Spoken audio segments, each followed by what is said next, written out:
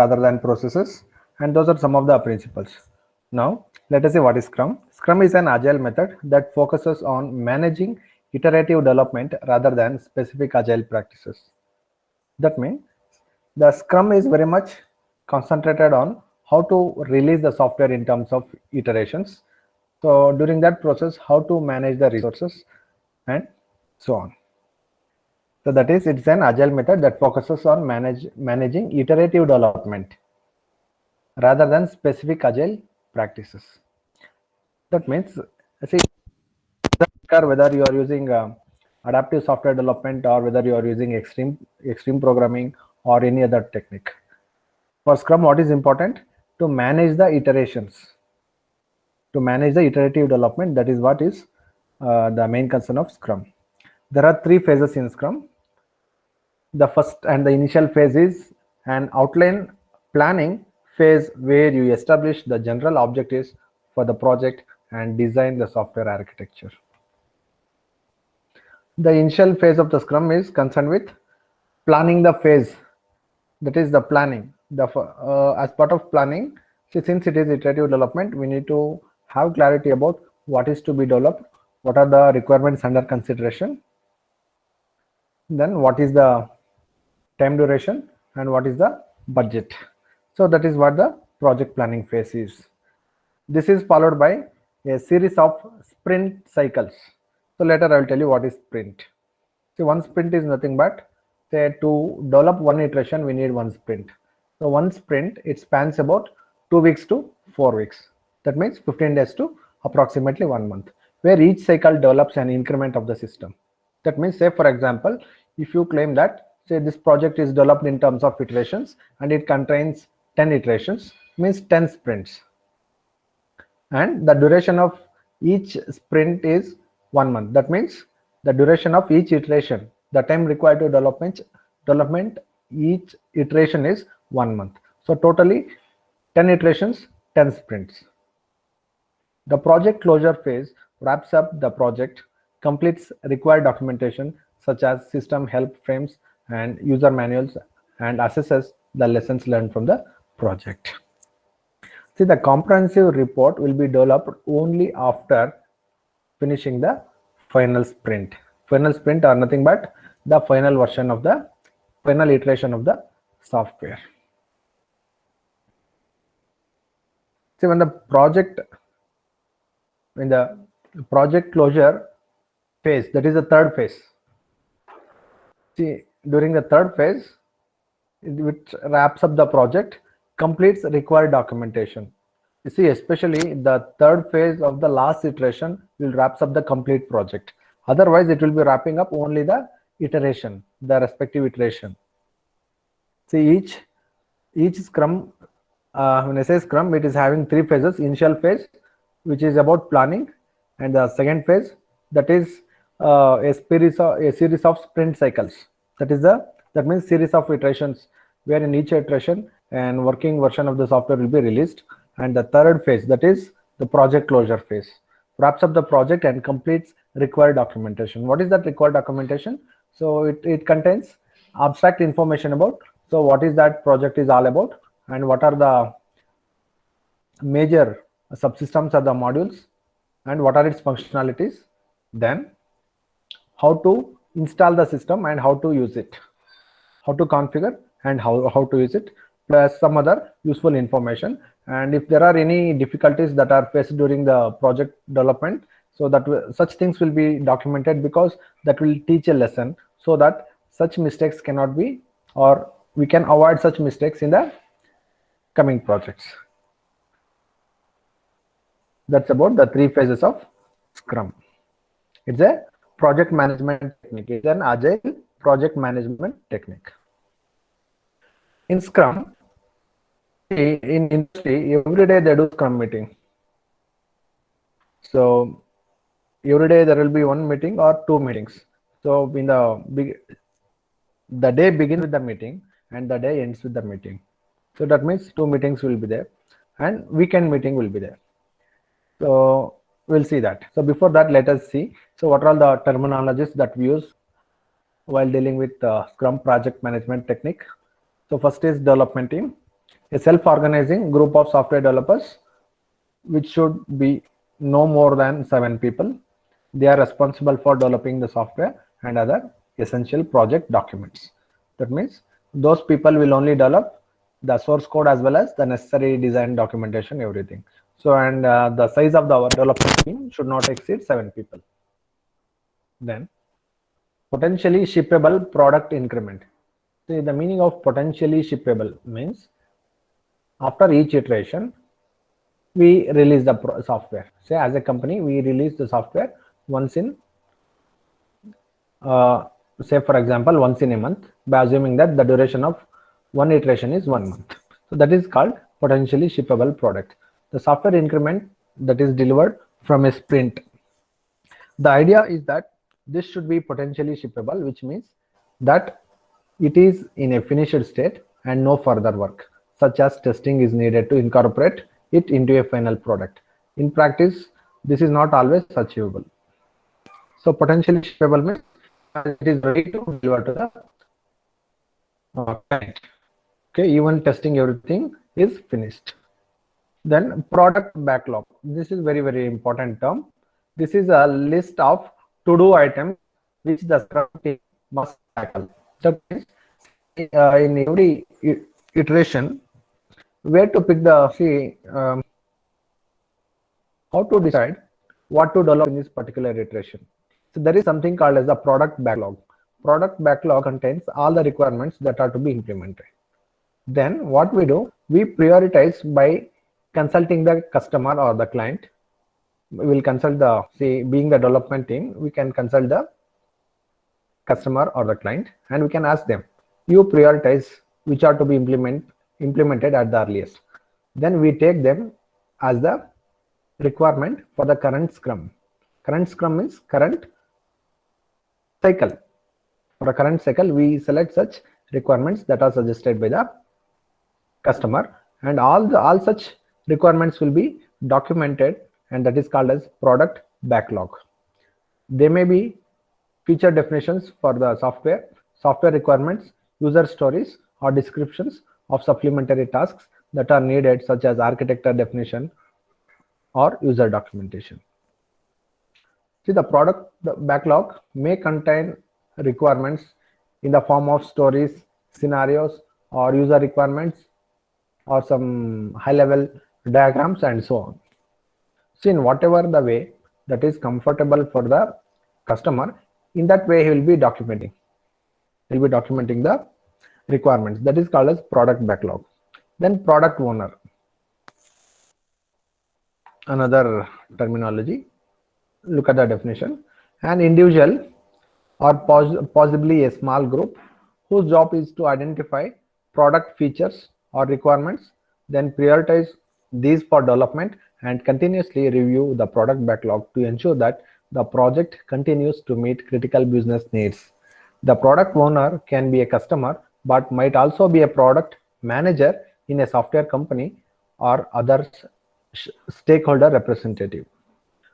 So here that means, say, first of all, let us fix what is the role of the, let us know what is the role of the product owner.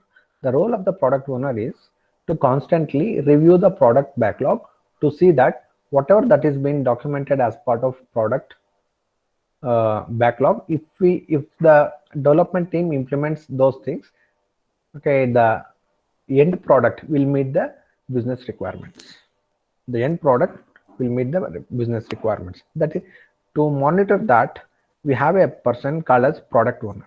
Most of the times, the customer representative will be the product owner. That is first choice. And the second choice, sometimes the product manager or the project manager will be the product owner.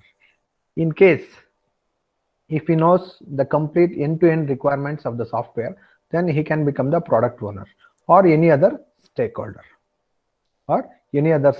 can be the product owner.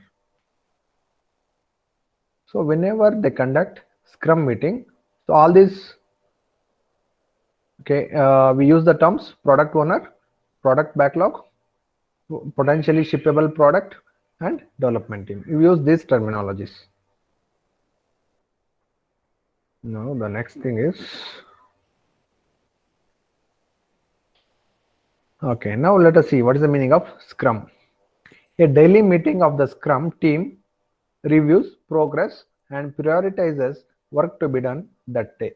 Ideally, this should be a short face-to-face meeting that includes the whole team. Every day, the development team will gather and they will do something called a stand-up meeting. That stand-up meeting is called as Scrum. That day, they will review the work done on the previous day. If there are any lapses by any of the development team member, that they will highlight and they will ask what was the problem, why it was not completed. So if he requires any support, that will be extended. Then by looking at the product backlog, they'll prioritize the requirements which are to be developed on that particular day. So that means suitable task will be assigned to each of the individual during Scrum meeting. It's a face-to-face meeting. So now so the people are working from home. So now also it's a face-to-face, but virtually, that is online meetings. They do conduct online meetings. Then, very importantly, Scrum Master. The Scrum Master is responsible for ensuring the Scrum process is followed and guides the team in the effective use of Scrum. He or she is responsible for interfacing with the rest of the company and for ensuring that Scrum team is not diverted by outside interference. The Scrum developers are adamant that the Scrum Master should not be thought of as a project manager. Others, however, may not always find it easy to see the difference. That means, see, most of the times the Scrum Master is the project manager or the technical lead.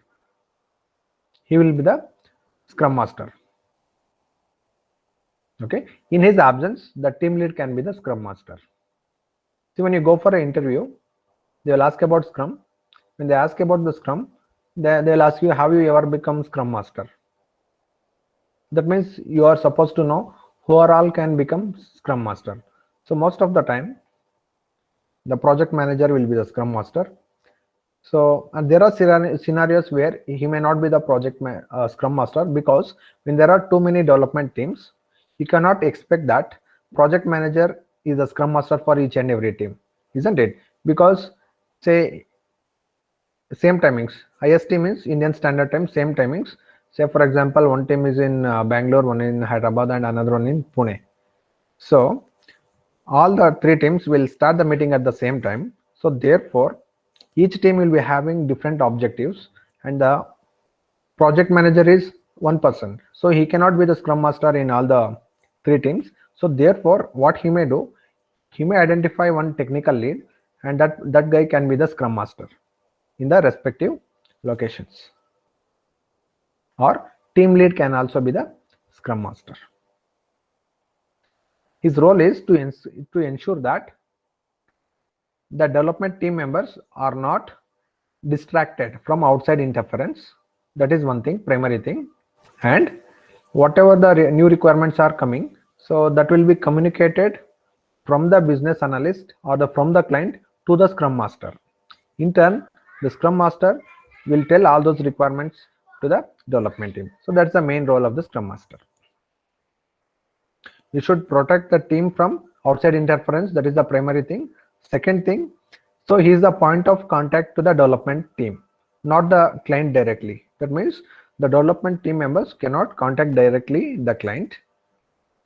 In case if he's available as a member, so then they can interact as part of the Scrum meeting. Otherwise, it is the Scrum Master who will be interacting with the client and bringing in new modifications or whatever the suggestions that are raised by the client. Then sprint. Next terminology is sprint. The development iteration, that is called as the sprint. Sprint are usually 2 to 4 weeks long. That means 15 days to approximately 1 month long.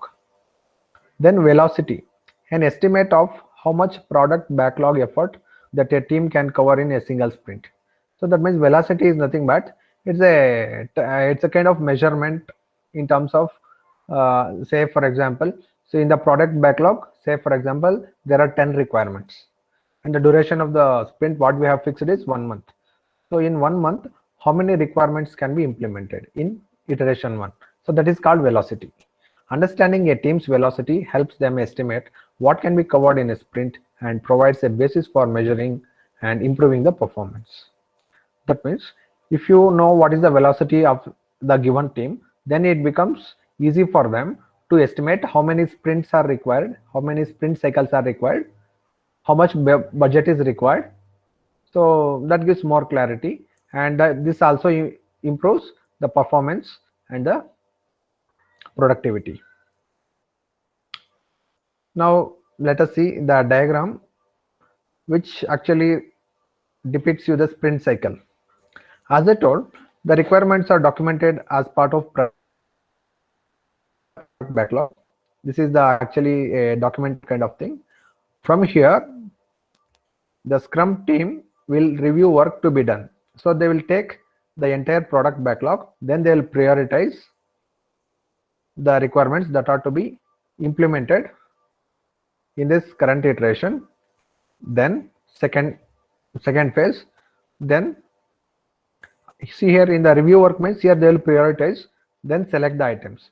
From where to select? From the product backlog. Say for example, there are 10 requirements in the product backlog. Now we, after prioritizing, we are selecting only 3 requirements. So 7 are pending. So we will select 3 out of 10 for the current iteration. Then accordingly we start planning the sprint. So that is, planning is the first phase. As part of planning, what we do? We'll plan. So for this sprint, whether 15 days are good enough or do we need 30 days. So then accordingly, we'll see what are the requirements. That means in terms of technology support, what are tools and technologies required, then how many resources are required, and as we know that the team size cannot exceed 7 members, isn't it? So that is called sprint planning. And also the number of tasks that we have selected to implement, that decides the project duration and that is the iteration duration and also the budget. Now we prepare the sprint backlog. That means the sprint backlog contains the requirements to be implemented in the given iteration. So now in this here product backlog there were 10 and here there are 3. After prioritizing and selecting, so we fixed that these 3 requirements are going to be implemented. That is called as sprint backlog. Product backlog contains all the requirements, whereas the sprint backlog contains only the requirements for the current iteration. Then start the sprint. That means start development work. So to monitor that, here we have Scrum. So as part of Scrum, what we do, as I told, the development team members will do the meetings. Every day morning they do something called as stand-up meeting, that is a Scrum meeting. Then at the end, before leaving the office, they do one more meeting. Okay, so they will tell to the Scrum master, so this was the task given to me, so this much I have completed. So whether it is 100% completed, 80% completed, whatever the status, that they will update and they'll give the justification and they will leave the office. So that is all part of Scrum. So this Scrum is supported by the project management tools such as Confluence, Jira, Wix, and so on. So those are the project management tools, whatever I told. And the industry standard is Jira, J-I-R-A. You can explore, students, in Google, J-I-R-A, Jira project management tool. You get a lot of information, and that information is very much essential for your campus interviews. You are expected to know at least one project management tool. At least theoretically you should be able to tell so how that tool will work and in what way it contributes to the overall monitoring of the project. So hence you need to Google it. That is out of the syllabus. Okay, if I get time, so I'll explain Jira at some point of time. Then after the sprint, what is the end product? Potentially shippable software. When this will be prepared, I told the duration of the sprint, if it is 1 month, so at the end of the month, the potentially shippable software will be prepared. Then after one iteration, then we should get ready for the second iteration. That is, in the second month, we should get ready for the second iteration. Then once again review sprint, that is here review sprint. So go back once again, take the requirements from the product backlog. So earlier 10 requirements were there. Out of that, 3 we had implemented, remaining 7 were there. Now just you assume, so since the businesses will keep evolving, let us assume the client is adding one more requirement. So 10 plus 1, 11. So out of 11, 3 are implemented. Now 8 are there. Among 8 requirements, you prioritize how many requirements can be implemented in 30 days. Then you start with those things. Then plan the sprint. So what kind of resources are required? What kind of so whether, say for example, in the first cycle there were, let us assume 7 people.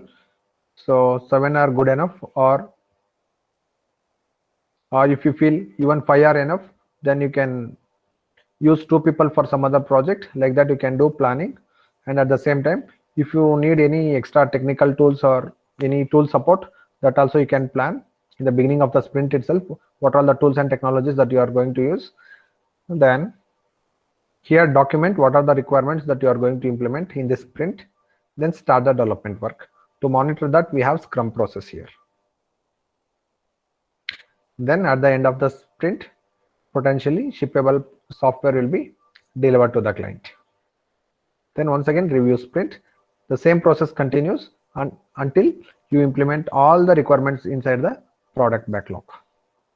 This is called Scrum sprint cycle. This diagram is very important. So 100% question. This is 100% question. You need to learn this diagram. Now only I am telling you. See the theoretical explanation, whatever I told, same thing is being given here. Sprints are fixed length, normally 2 to 4 weeks. The starting point of planning is the product backlog, which is a list of work to be done on the project.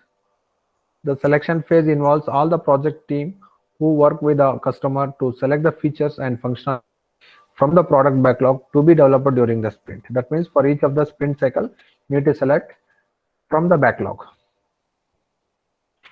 Once these are agreed, the team organize themselves to develop the software. Then during this stage, the team is isolated from the customer and the organization. See, that is the actually task of the Scrum Master, to keep his team in isolation from the organization and from the client, with all communications channeled through the so-called Scrum Master. The role of the Scrum Master is to protect the development team from external distractions. At the end of the sprint, the work done is reviewed and presented to the stakeholders. Stakeholders means for all the people, okay, having overall the people who are supposed to use the system, or people who are all having impact on the system. So sometimes even the society will be the stakeholder, and the normal, in case if you are developing the project within the organization and for the organization, we call it as internal project. If that is the case, who are all the stakeholders? All the employees of the organization are the stakeholders, and the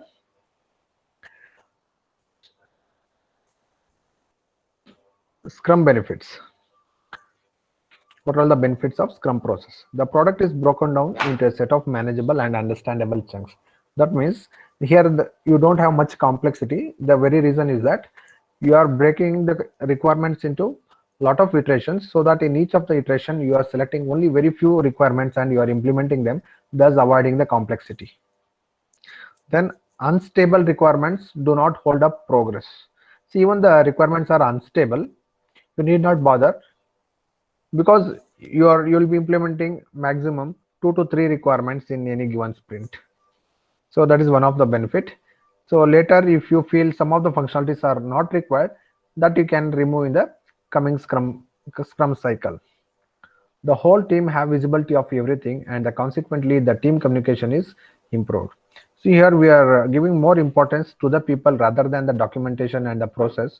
Therefore, all the members within the development team will be knowing what are the requirements that are to be implemented in this cycle, and so that gives more clarity to the team members.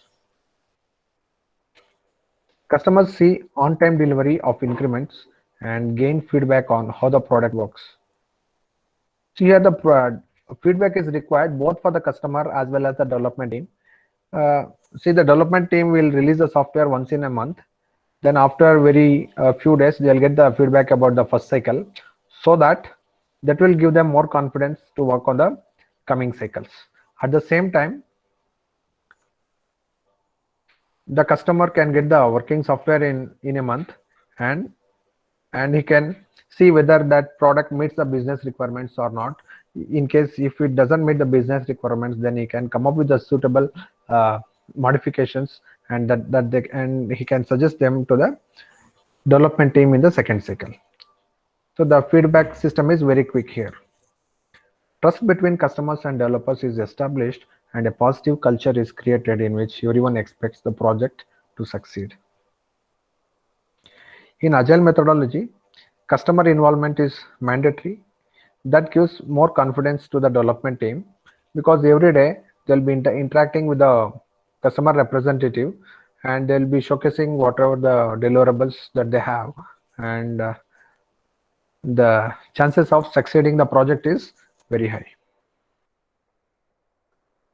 Then distributed scrum. The distributed scrum is very much applicable, especially in this pandemic situation. So that is called as a distributed scrum. And as I told, the meetings are face-to-face meetings, and the physical meetings will happen usually. So that is the usual practice. In case when the development team members are not in a same location, so obviously they have to rely on video conferencing to conduct distributed scrum meeting, and that is a real-time communication, and they can achieve continuous integration by making use of some of the tools like GitHub, Bitbucket, and so on. That means after developing the piece of code, they can upload it into the source repository, so that the access will be given only for the team members, so they can collaborate and they can work together. And it provides a common development environment for all the teams. That is by using VPN, that is virtual private network. They can use the common development environment. And the product owner should visit the developers and try to establish a good relationship with them. That means when even the team is distributed, it is the duty of the product owner to contact each individual and to be in touch, so that gives more clarity and more visibility within the team. Okay, that's about distributed scrum, students. Next, scaling agile methods. Agile methods have proved to be successful for small and medium-sized projects that can be developed by a small co-located team. That means the agile methods are ideally suited for very small and medium-sized projects. See, small projects means 3 to 6 months, and medium-sized project means 1 year to say 3 months, 1 year to 3 years. That is medium-sized projects. It is sometimes argued that success of these methods comes because of improved communications, which is possible when everyone is working together. See, here they do pair programming. So if one is writing the code, another one will be reviewing the code. So in that sense, they'll be minimizing the number of errors or number of bugs, and that obviously improves the product quality, and the code will be easily maintainable. So, and all these things are possible with improved communications. Improved communications means every day they do scrum meetings, so that is what the improved communication. Then scaling up a agile method involves changing these to cope with larger and longer projects where there are multiple development teams, perhaps working in different locations. So just now I was telling about distributed scrum. When you have many development teams working for a same project, then it becomes very complex for the project manager to track the project. So therefore, that is where the project management tools will come into the picture. Say for example, there is a project in which there are 3 development teams, one in Bangalore, one in Pune, and one in Hyderabad, and one project manager. So now what he will do, he will appoint the technical lead. So in 3 teams, there are to take care of three development teams. There are 3 technical leads. They will be the Scrum Masters. Then those Scrum Masters will be in touch with the customer and the project manager. Then whatever the roles and responsibilities that are uploaded into Jira. Jira is an project management tools.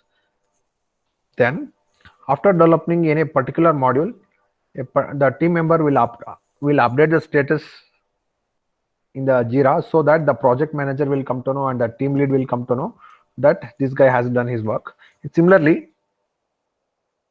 see, the Scrum is applicable not only for the development team, it is also applicable for testing teams also. QA teams will be having Scrum process. Similarly, the testing teams will be having Scrum process. Say for example, particular tester has raised a bug. He has detected one bug in a particular module and he has sent to the respective developer. So how he will send? He may be sending the email, plus he may be raising that issue inside the Jira software. So then that developer, if he opens that Jira, he will be getting an alarm about the bug in his code. So then he can fix the bug. Then once again he can update the status as fixed. Then what the tester will do? He will open the Jira and he will check that he will be getting one alarm stating that the developer has updated the bug and he has fixed it, and the tester should test it once again. So if he finds that the application is working fine, then he will ultimately update that okay, bug is resolved. So in that sense, Jira is very much essential, which is a project management tool, and that also supports Scrum process. Without having such project management tools, it is highly impossible to implement Scrum. This Scrum entirely depends upon project management tools and the Scrum teams. Two things are very important. One is Scrum team, so actually which will implement the Scrum process, but for tracking, project management tools are very much important. Okay, same thing whatever I told. And very importantly, students, you need to understand. So in campus interviews, you may be getting one more question, whether that, say for example, Scrum is applicable only to the software industry, or is it applicable to any other industry also? See, wherever you want to manage the resources, there you can apply the Scrum. If they ask about extreme programming, yes, it is applicable only within the software industry, because extreme programming deals with software development, whereas the Scrum deals with project management. So therefore, say for example, so there is a tech support team, yes, you can implement Scrum. Say for example, there is a BPO team, yes, you can implement Scrum. Then within the manufacturing sector, you can implement Scrum. That means Scrum is not limited only to the software industry, but extreme programming is limited only to the software industry. That you need to keep in your mind, and that's the interview question. Especially when you have 1 year of one or 2 years of experience, so that is compulsory question. So for freshers, so that is an added advantage. In your resume, if you mention that I have the knowledge of Scrum, so that's an added advantage. That adds more value to your resume, because they feel that if I hire this person, I need not scratch my head. So this guy knows what is the process, how the Scrum teams will work. So 99% of the teams will work on Scrum. In the industry, 99% of the software teams will work on Scrum. Hence, this adds more value to your resume. I hope by end of this semester, if you prepare the resume, I believe that every one of you will mention that Scrum, the knowledge of Scrum methodology in your resume.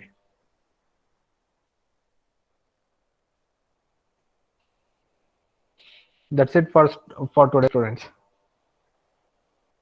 Tomorrow we'll start module 2.